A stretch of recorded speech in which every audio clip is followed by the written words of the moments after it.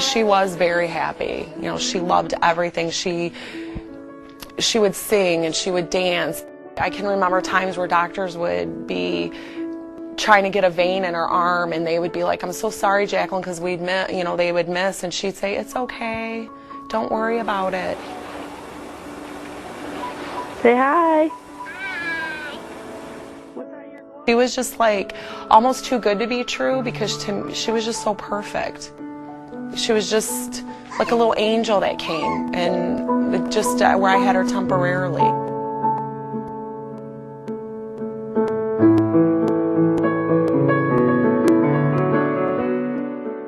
I had Jaclyn on May 12th, 1993. I was a young mom.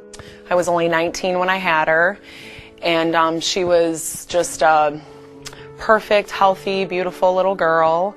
It was probably when she was about 2, we started noticing she wasn't doing a lot of things that the other kids were doing, but being a first-time mom, I didn't catch it right away. It was more when some of my friends would come around me and say, Jaclyn's not, why isn't Jaclyn climbing? Why isn't, and I would kind of just blow them off. And then my mom was babysitting one day and watched her eye had wandered over to the other side, and we started noticing her gait was off. She started bumping into furniture and kind of falling as she was walking. So I had taken her to the doctors. He watched her walk, about 4 feet, and he gave me a script to get a CT scan. We had gone down to Children's Hospital, and they actually called a radiologist in that night, and they did a CAT scan. And they came out and told us that Jaclyn had a mass on the back of her brain. They had to operate immediately. New Year's Day of '96, they did brain surgery on Jaclyn. It was a 9-hour surgery to resect the first part of the tumor that they could do. She came out with, her head shaved,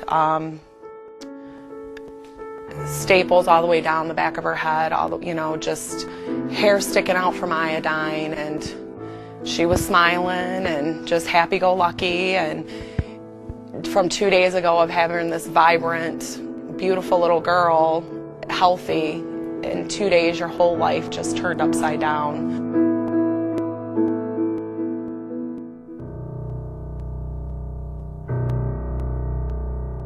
About a week later, they went back in and resected some more. They wanted to go in at a different angle, and that one was about 7 hours. So then that's when basically our journey began of chemotherapy. She went through 18 months of chemotherapy. I tried to make everything as normal as possible.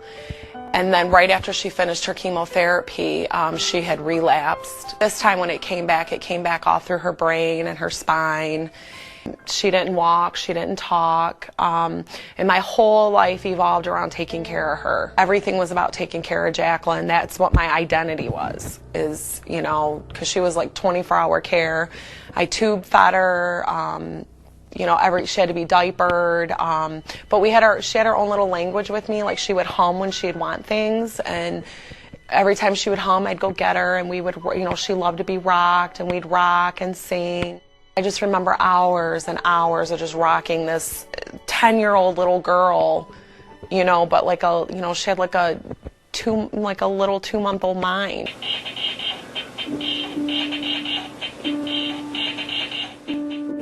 Smile. I can remember laying with her and knowing like I probably wasn't going to have her long. I would stare at every scar and every dent in her head, and I would just take my finger and run through it because I didn't want to forget. It was around September of 2003. I knew she wasn't feeling that well. I remember laying in bed with her, and she just didn't seem like herself. I told her to go, that it was probably time for her to go be with Jesus. Because I knew in my heart she was probably really holding on because she was scared to leave us. And I promised her I would be okay, and I promised her sisters would be okay, and her papa and grandma and her daddy, we'd all be okay. And I promised her, laying in bed with her, that if she just goes where she can be whole again and not have to, because I think a lot of my selfishness kept her here, because I wouldn't give up on her. Because as a mom, it's just so hard to just give up and be done, because you know once they're gone, it's done. And then probably about 3 weeks later, I took her to the hospital and they wanted to admit her because she wasn't doing well, but they didn't know what was going on. My mom had just called me the next one morning after she wasn't doing well, and my mom was very excited because she was humming, because Jaclyn didn't, that was one of the things she quit doing, was hum. And then my mom's like, Jaclyn's humming again. You know, she called me and we were really excited because we're like, oh, she's getting better, she's humming. Well, then the next morning my mom had called me and said, you need to get over here right now. I can't get Jaclyn to wake up, but she's alive.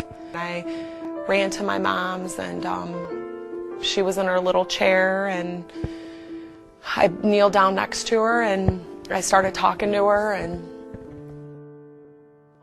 I knew that she was probably going to go. So like, my biggest fear finally was coming true. It was October 20th of 2003. Something I thought of every single day was right there in front of me, because I knew she was, the way she was breathing and stuff. And so I held her hand and I just told her how much I loved her and everything, and she took her last breath.